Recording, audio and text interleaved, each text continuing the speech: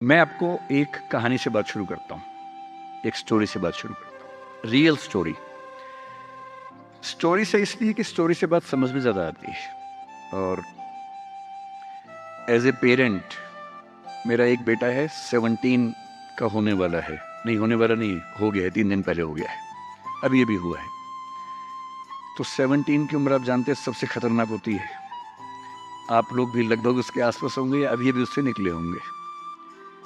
Most difficult age is this, 16, 18, 19। इस उम्र में आपके हार्मोन्स इतना ज्यादा जंप करते हैं कि मूड स्विंग्स बहुत ज्यादा होते हैं। आपको अपने दोस्तों से बात करके इतना सुकून मिलता है। पेरेंट्स दुश्मन नजर आते हैं इस उम्र में। पेरेंट्स कोई अच्छी बात भी कहें तो लगता है कि ये क्यों मनहूस लोग हमारे घर में रहते हैं, क्यों ऐसी खराब खराब बात बोलते हैं। They don't understand, they are outdated people, ऐसा मन में भाव आता है। सबको आता है। आपको आ रहा है तो पहली बार नहीं आ रहा है, आज से 30 साल के बाद आपके बच्चों को भी आएगा आपके बारे में। एकदम उतनी ही इंटेंसिटी से आएगा जितना आपको आता है। जितना आपको लगता है कि आपके पेरेंट्स बिल्कुल नहीं समझते, आपके बच्चे आपके बारे में यही सोचेंगे 30 साल बाद। ये एकदम इटर्नल ट्रुथ है जिसको आप रोक नहीं पाएंगे। So this is normal thing. आप लोगों की एज में जो सबसे बड़ी चिंता मुझे होती है, जैसे मैं अपने बेटे से बात करता हूँ, तो मैं तो एक बहुत ही खराब पेरेंट हूँ। खराब पेरेंट का मतलब मैं कभी कहता ही नहीं कि पढ़ो, कभी कहता ही नहीं कि टॉप करो, मैं कभी नहीं कहता। मैं सिर्फ ये कहता हूँ कि बेटा हर साल एक क्लास पास करते रहो, काफी है। बस इतनी साउंड प्रिपरेशन मत करना कि मैं 8वीं क्लास 2 बार में करूंगा, ऐसा मत करना, एक ही बार में कर लो। और मैं कभी परसेंटेज पूछूंगा नहीं आपसे, मैं पूछता भी नहीं, हालांकि वो बता देता है, लेकिन मुझे उसमें इंटरेस्ट है नहीं। Whatever percentage he gets. And we also have a daughter, I mean I am not the biological father, she is a relatives daughter, so she lives with us. हम दोनों बच्चों से बोलते हैं कि हम कभी नहीं पूछेंगे परसेंटेज क्या है, ना हम पूछते हैं, ना हमारा इंटरेस्ट है। हमारा इंटरेस्ट केवल इस बात में है कि वो बेहतर ह्यूमन बींग्स बन जाए, क्योंकि मैंने जिंदगी को बहुत अच्छे से देखा है। और मैं एक बहुत ही खराब स्टूडेंट रहा हूँ स्कूल में, बहुत बदमाश, शरारती, कम पढ़ने वाला। पर दिमाग इतना था कि 10 दिन 20 दिन पढ़ के अच्छे नंबर आ ही जाते थे। तो मेरा दिमाग कहता था कि जो काम 10 दिन का उसके लिए साल क्यों खराब करूं। जब 10 दिन में हो ही जाता है तो 10 दिन खराब करेंगे उसमें। और दूसरी बात, ओवर द इयर्स मैंने ये सीखी है कि जो मैंने स्कूल में पढ़ा था उसमें से बहुत कम जिंदगी में काम आता है। मैंने ट्रिगोनोमेट्री पढ़ी, मेरी जिंदगी में कभी काम नहीं आई। मैं कभी थीटा बीटा लगा ही नहीं पाता कहीं पर भी, आज तक यूज नहीं किया मैंने थीटा, कहाँ थी यूज करूं, काम में नहीं आया। मैंने दुनिया भर के नक्शे रटे थे स्कूल में, कहीं काम नहीं आए। जब किसी देश में घूमने जाता हूँ, वहां का नक्शा देख लेता हूँ और बचपन वाला याद भी नहीं आता, फिर से देखना पड़ता है। सीधी सी बात है। तो मैंने फील किया कि ज्यादातर चीजें जो स्कूल में हम पढ़ते हैं, कॉलेज में पढ़ते हैं, वो जो नॉलेज है वो जिंदगी में बहुत काम नहीं आती। जब काम आता है वो और चीज है, मैं उस पर ज्यादा बात करूंगा आपसे। लेकिन मेरी चिंता एज ए पेरेंट, और क्योंकि आप बच्चे उसी उम्र में हैं, मैं लगभग 50 साल का हूं, तो आप मेरे लिए लगभग उसी रोल में हैं कि आप मेरे बच्चे जैसे हैं। क्योंकि जो बच्चे होते हैं ना, अपने पेरेंट्स से बड़ी नफरत करते हैं, दूसरों के पेरेंट्स की सुन लेते हैं बात। तो आप मेरी बात सुन लेंगे, अपने घर में नहीं सुनेंगे। जैसे मेरा बेटा मेरी बात नहीं सुनता है, वो शायद यहाँ सीएम साहब की बात सुन लेगा। तो दूसरों की बात सुनना आसान होता है, अपने पेरेंट्स की बात सुनना मुश्किल होता है। तो आप सुन रहे हैं इसलिए मैं सुना रहा हूँ आपको। तो जो कहानी मैं आपको सुनाना चाह रहा हूँ एक रियल कहानी है, और मेरी सबसे बड़ी चिंता अपने बच्चों को लेकर, आपको लेकर वही रहती है। मैं जब भी कोई कहानी सुनाता हूँ, नाम, जगह, वो सब बदल देता हूँ ताकि किसी की प्राइवेसी पर हमला ना हो। सबकी राइट टू प्राइवेसी है ना। एक बच्चा था जिसको मैं जानता हूँ, बचपन से जानता हूँ, बहुत ही जबरदस्त आर्टिस्टिक बच्चा, म्यूजिक का उस्ताद। उसके घर में लगभग सब लोग म्यूजिक के उस्ताद थे, इंस्ट्रूमेंटल म्यूजिक, वोकल म्यूजिक, हर चीज में अच्छा, पढ़ने में भी ठीक, बढ़िया। और जब हम स्कूल में थे, वो मेरी क्लास में तो नहीं था, थोड़ा सा अलग क्लास में था, पर स्कूल में बहुत पॉपुलर था being into music. I was in debating, he was into music. और बाद में उसने हमारा स्कूल छोड़ भी दिया कुछ समय के बाद, फिर वो कहीं और चला गया, फिर हमारा मिलना नहीं हुआ। उस समय ना तो व्हाट्सएप था ना यूट्यूब था, तो बाद में मिलने का स्कोप भी नहीं रहता था। जो एक बार चला गया वो चला ही जाता था उस समय। अब तो बच्चे जिंदगी भर दोस्त रहते हैं। फिर जब मैं दिल्ली यूनिवर्सिटी में आ गया, ग्रेजुएशन कर चुका था, उसके बाद अचानक मुझे एक बचपन का दोस्त मिला जिसने मुझे एक इंटरेस्टिंग क्या डेवास्टेटिंग बात बताई।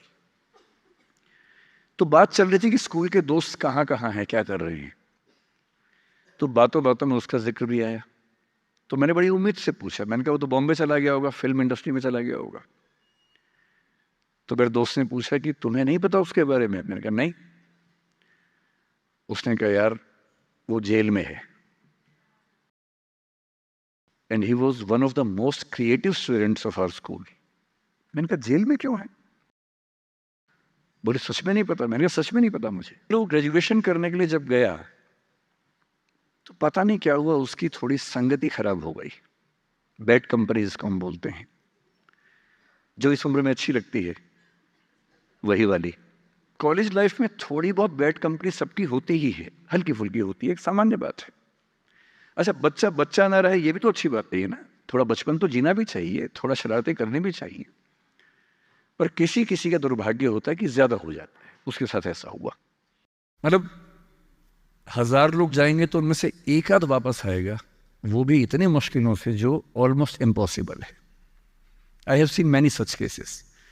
सोशल वेलफेयर डिपार्टमेंट से मेरे कई दोस्त ऑफिसर से, तो मैं उनसे जब पूछता हूँ बताते हैं मैंने ऐसे लोगों को देखा है 10-10 साल से स्ट्रगल कर रहे हैं एडिक्शन से बाहर आने के, नहीं आ पा रहे, खत्म हो गए हैं।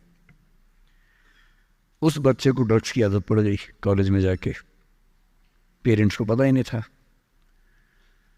तो जब पेरेंट्स को भनक लगी तो उसको दबाव बनाया कि तुम घर आ जाओ। अब वो जिस कंपनी में था, दोस्तों वाली कंपनी में, वहाँ अब ड्रग्स तो बहुत महंगे होते थे, पैसे घर से बहुत कम आते थे, जितने पैसे एक मिडिल क्लास फैमिली दे सकती है। अब वो घर से ज़्यादा पैसे मांगने लगा, पैसे मिलते नहीं थे। उसको अपने ही घर के लोगों पर गुस्सा आने लगा। तो एक बार वो अपने घर आया हुआ था छुट्टियों में, और वहाँ भी वो कुछ कुछ करता रहता था। उसके पेरेंट्स ने उसको बहुत समझाया कि बेटा ऐसा मत करो, और एक दिन इस बात पे झगड़ा बढ़ गया। भाई आप पेरेंट्स की चिंता समझेंगे आज से 30 साल बाद, जब आपके बच्चे इस एज में होंगे ना, आपकी नानी मर जाएगी उस समय। नानी मरना एक मुहावरा है, इसका मतलब बहुत चिंता में रहेंगे उस समय आप।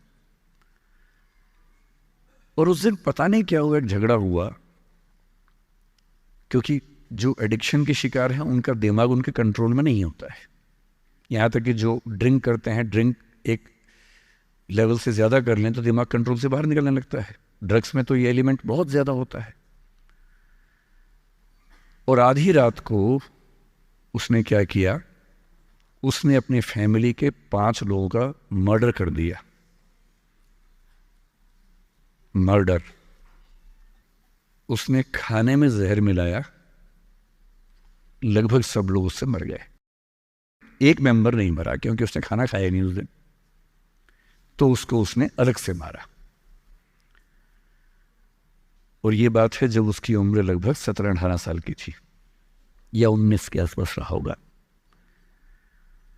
उसके बाद वो जेल गया। मुझे उसके बाद से पता ही नहीं कि क्या हुआ, फांसी हुई या उम्र कैद हुई या क्या हुआ, ना तो मुझे पता है ना मैं इंटरेस्टेड हूँ जानने में। मैं उसका नाम हम सब जानता हूँ, एंड 1-2 क्लास स्कूल में ऐसी थी कि वो हम आसपास थे, जानते थे, पहचानते थे एक दूसरे को। मेरी सबसे बड़ी चिंता ये होती है बच्चों को लेकर कि किसी भी गलती से वो ड्रग्स में ना चले जाएं। आप सबसे रिक्वेस्ट कर रहा हूँ हाथ जोड़ के, कुछ भी कर लेना, ये मत करना।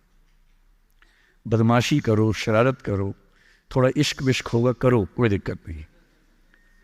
किसी को चीट मत करना, ड्रग्स में मत जाना, क्योंकि इन रास्तों पे जाने के बाद वापसी का रास्ता नहीं है। पूरी जिंदगी खत्म हो जाती है। एक शायर ने कहा है, बस एक कदम गलत उठाता राह शौक में, राह शौक का मतलब शौक के रास्ते पर चल पड़े थे, बस एक कदम गलत उठाता राह शौक में, मंजिल तमाम उम्र मुझे ढूंढती रही। मेरी मंजिल जिंदगी भर मुझे ढूंढती रही, कहाँ चला गया? सिर्फ एक गलती हुई थी और उस एक गलती ने कहीं का नहीं छोड़ा। आपको लग रहा होगा कि ये तो पापा जैसा है, प्रीच कर रहा है हमें, पापा डोंट प्रीच वाला भाव मन में आ रहा होगा आप लोगों के, पर मेरा काम ही है, मैं क्या करूं? मुझे जितनी चिंता अपने बच्चे की उतनी आपकी चिंता है, तो मैं तो बोलूंगा। आप मानेंगे नहीं मानेंगे आपकी मर्जी है, लेकिन ईश्वर ना करे कुछ गलती हुई तो बाद में आप इस बात को याद जरूर करेंगे कि किसी ने समझाया था हाथ जोड़कर, और हम उसके बाद भी नहीं समझे थे। कुछ भी करना, उस रास्ते पर मत जाना।